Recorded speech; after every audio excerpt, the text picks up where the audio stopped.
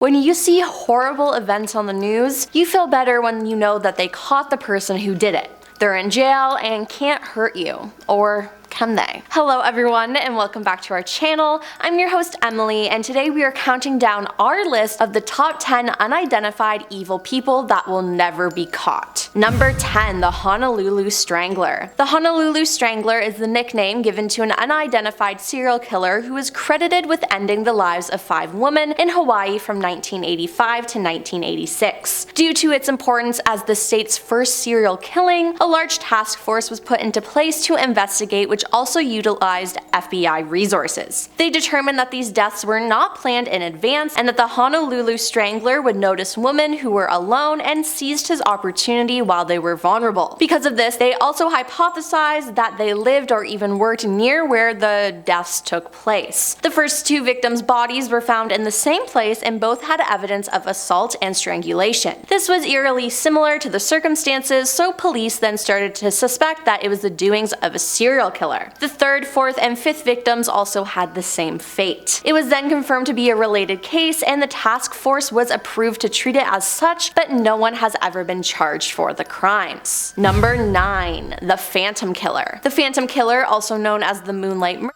plagued Texarkana in 1946. It remains unsolved today, mostly because each attack happened after dusk and most victims were young people parked in lovers' lanes. On February 22, 1946 at midnight, lovers Jimmy Hollis and Mary Jean Lowry were assaulted in their car. Both survived and Mary was able to describe their attacker to the police, a man in a white mask with cutout holes for his mouth and eyes. The next couple though was not so lucky. Over the course of 10 weeks, the Phantom Killer, as he was nicknamed, would slay a total of 5 and severely injure 3. Terrified residents scampered home before curfew each night as authorities on both the Arkansas and Texas side struggled to identify the elusive killer, but they never did. Number 8. Santa Rosa Hitchhiker Killer. The Santa Rosa Hitchhiker Killer remains some of the Bay Area's most baffling unsolved crimes. At least 7 women's lives were ended in the span of a few years in 1972 and 1973. As the name suggests, hitchhikers were victims in the Sonoma County and Santa Rosa of the North Bay area of California. All the victims were found nude in rural areas near steep embankments or in creek beds near roads. In 1975, the FBI issued a report stating that 14 unsolved homicides between 1972 and 1974 were committed by the same perpetrator. So in total, it seems like this person was responsible for at least 20 deaths. There were 6 suspects: the Zodiac Killer, Arthur Lee Allen, Ted Bundy, Frederick Manali, the Hillside Stranglers of Los Angeles, and Jack Boken, but none of these men have been proven to be responsible. Number 7. The Wednesday Strangler. The Wednesday Strangler is an unidentified Japanese serial killer responsible for the deaths of 7 women in Saga Prefecture from 1975 and 1989. The nickname comes from the fact that 6 of the victims disappeared on a Wednesday. Between 1975 and 1989, these deaths occurred within a 20-kilometer radius of the Saga Prefecture. All the women had the following characteristics. In 6 of the 7 cases, the victims disappeared on a Wednesday, they vanished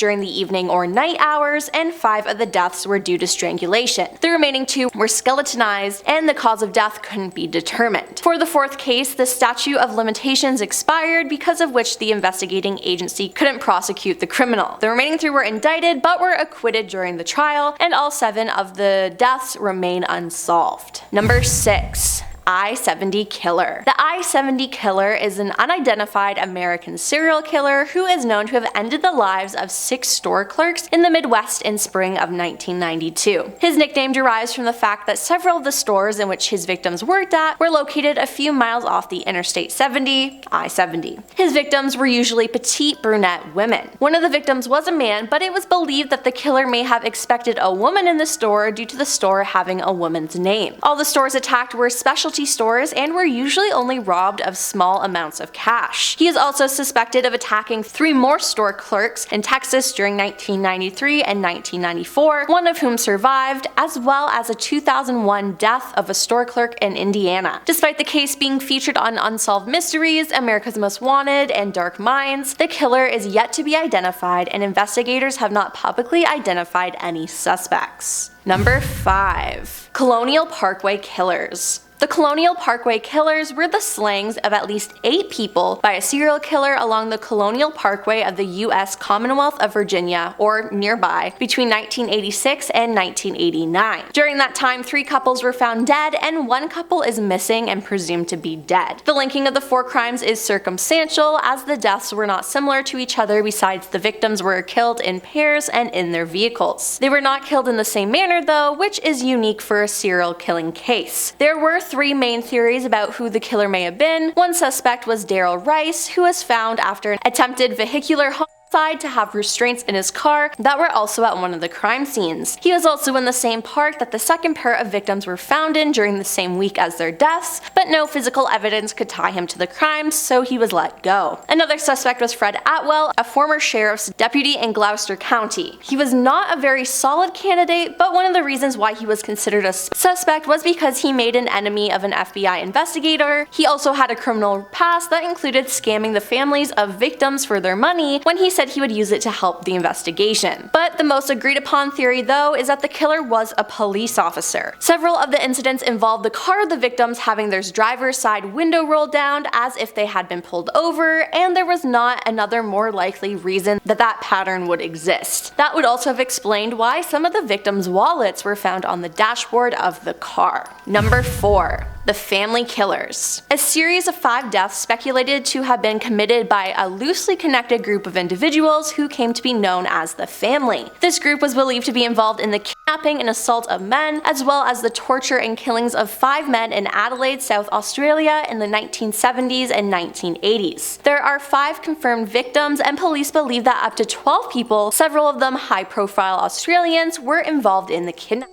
The suspects and their associates were linked mainly by their shared habits of actively having sought out males for sex, sometimes drugging and assaulting their victims. Von Enium was convicted in 1984 of the death of one victim, Richard Dallas Kelvin, and was sentenced to life imprisonment. It was suggested that Von Enium was responsible for others' deaths as well, as he was also one of the last people seen with a 4th victim following his abduction. Apart from Von Enium, 3 other core members are thought to be directly involved in the deaths. While DNA testing recommenced in 2008, no further charges have been laid. A cold case review was opened in March 2008 with a $1 million reward available for anyone who provided information leading to a conviction. The reward also carried an offer of immunity to accomplices dependent on their level of involvement. The cold case review was completed in November 2010 with no charges being laid against any of the 3 key suspects. Number 3. Eastbound Strangler. The Eastbound Strangler is an unidentified serial killer believed to be responsible for the deaths of 4 women near Atlantic City, New Jersey in 2006. The investigation began when 4 bodies were found in a drainage ditch in November of 2006. This ditch was in a relatively hidden area behind a motel, described as one of the worst in the area, so not many people were ever nearby.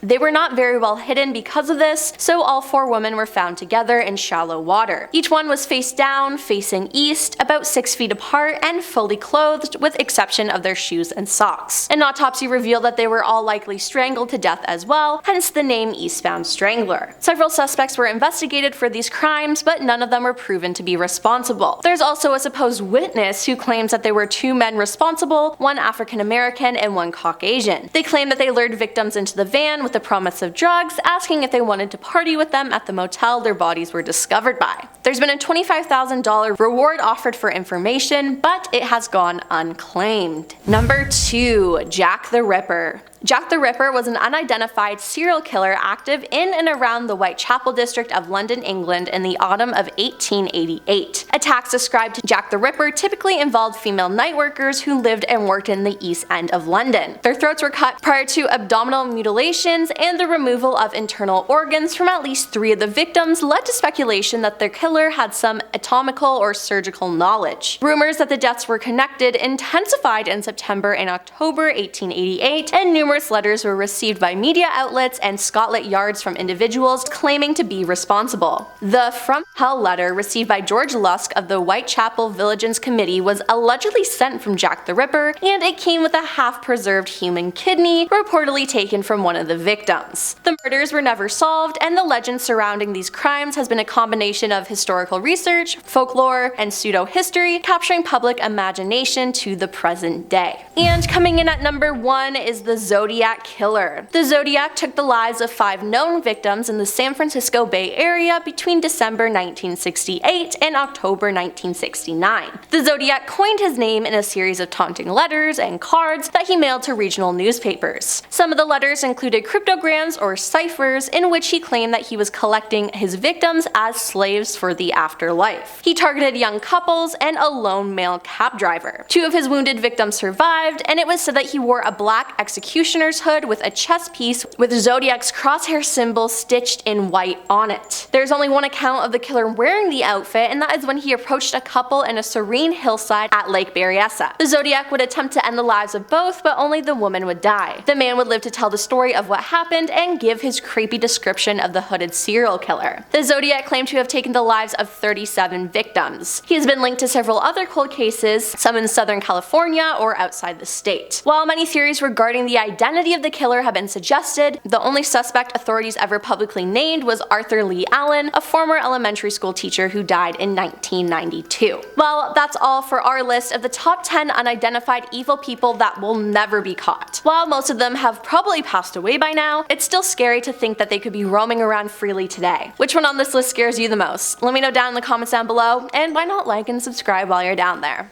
I'm your host Emily, and I'll see you next time. Peace.